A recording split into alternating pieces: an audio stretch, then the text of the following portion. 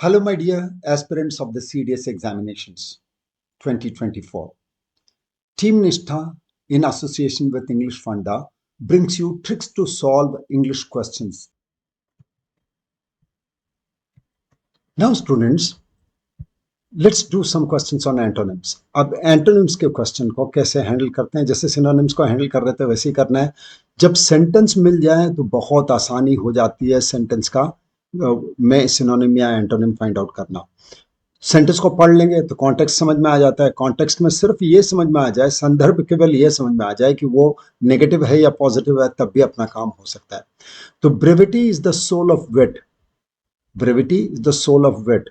Intelligence की, चतुराई की, माने विट का मतलब तो चतुराई है. चतुराई के आत्मा होती है ब्रेविटी. ठीक है, तो क्या होना चाहिए? कंजेशन, इकोनॉमी, टर्सनेस या वर्बोसिटी.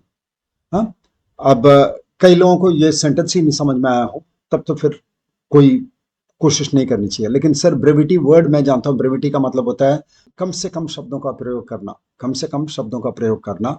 और एंटोनिम चाहिए, एंटोनिम चाहिए मतलब उल्टा चाहिए. तो कम से कम शब्दों का प्रयोग करना, ज्यादा से ज्यादा शब्दों का प्रयोग करना, वो है वर्बोसिटी. कंसिशन, इकोनॉमी, टर्सनेस तीनों ही सिनोनिम्स है. वर्बोसिटी एंटोनिम है बहुत ज्यादा बकबक करना. Blend the grains to make a smooth taste. Blend करना, मिक्स करना, तो अलग करना होना चाहिए. तो क्या होना चाहिए? मिंगल, कोलिस, अमलगमेट, ये तीनों तो मिलाना होता है. Blend, mingle, coalesce and amalgamate तो मिलाना होता है, तो सेपरेट ऑपोजिट है. The project wasted a considerable amount of time and money. Wasted a considerable माने अच्छा खासा समय, तो बहुत कम समय.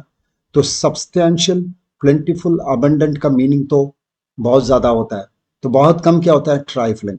अब मान लो कंसिडरेबल का सिर्फ अगर मीनिंग जानते थे, तो आप जानते हो कि सब्सटेंशियल, प्लेंटीफुल, अबंडेंट का मीनिंग तो भाई बहुत ज्यादा होता है. तो ऑटोमेटिकली ट्राइफलिंग मीनिंग, जानो या ना जानो, वही एक वर्ड है जिसका मीनिंग कंसिडरेबल नहीं है, तो वही एंटोनिमी होना चाहिए. ऐसे भी सोचा जा सकता है. ट्राइफलिंग का मतलब बहुत कम, कंसिडरेबल का मतलब significant. She has always been disdainful of people who haven't been to college. जो कॉलेज नहीं गए हैं उनको वो बहुत तुच्छ नजर से देखती है. तो क्या होगा? घमंड के साथ देखना. कॉन्टेम्पचुअस, डिसमिसिव, स्कॉर्नफुल तीनों ही मीनिंग है डिसडेनफुल का. तो ऑपोजिट क्या हो जाएगा? Respectful. 75th, he had a frugal lunch. He had a frugal lunch. अब इसमें दिक्कत क्या है कि सर फ्रूगल का मीनिंग मान लो नहीं पता था, तो मैं काम कर सकता हूं कि नहीं? मैं देखूंगा कि ये चार में ऑड मैन आउट कौन सा है. ऑड मैन आउट जो होगा वही मेरा आंसर होगा. Sparing, meagre. स्पेयरिंग और मीगर का तो मतलब एक जैसा मीनिंग होता है, मतलब बहुत कम. ठीक है, तो ये दोनों नहीं आंसर हो. स्पेयरिंग और मीगर दोनों का मतलब होता है कम.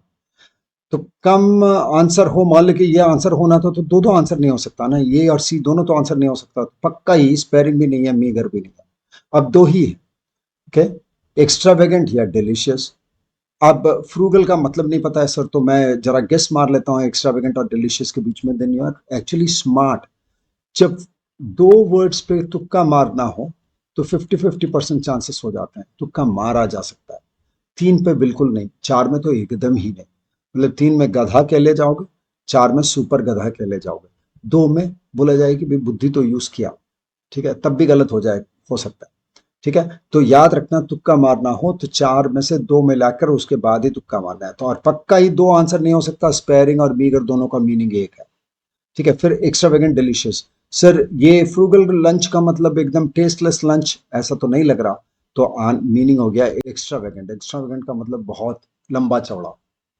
ठीक है, 56 भोग. तो एक्स्ट्रावेगेंट का मतलब बहुत लग्जूरियस या बहुत अति में खाना. और डिलीशियस तो हो गया टेस्टी. तो फ्रूगल का मतलब नॉट टेस्टी नहीं होता. फ्रूगल का मतलब होता है इकोनॉमिकल, बहुत कम. ठीक है, तो ऑपोजिट है एक्स्ट्रावेगेंट. 76 का देखो. He is force to lead an itinerant life.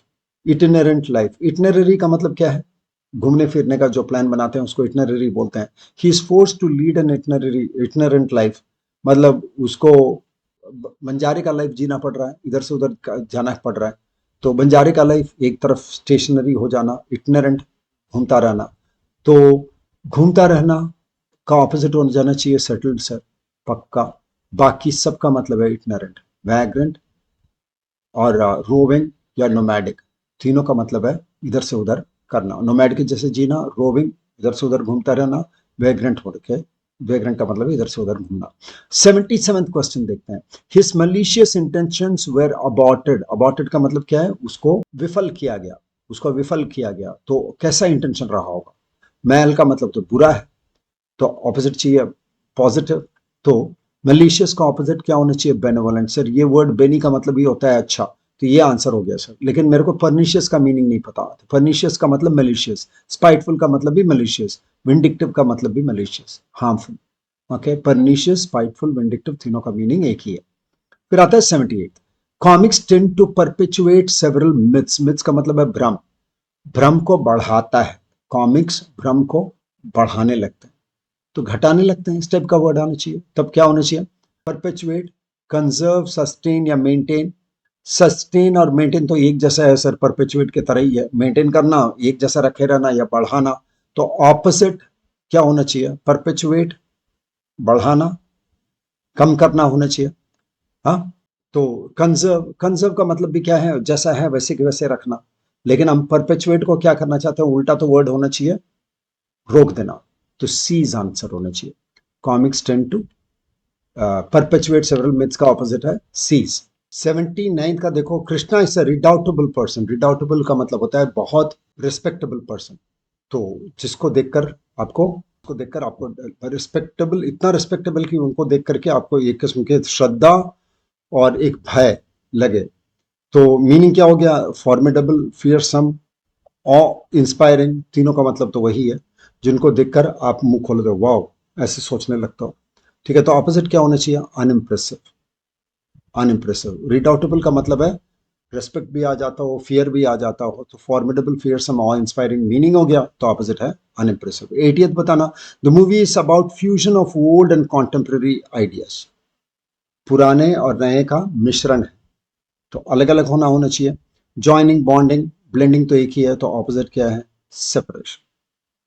ठीक है, तो याद रखना एंटोनिम्स और सिनोनिम्स में सेंटेंस को यूज कर देंगे तो काफी हद तक हम क्वेश्चंस को बना सकते हैं, याद भी आ जाता है जो वर्ड्स हमें भूला हुआ है।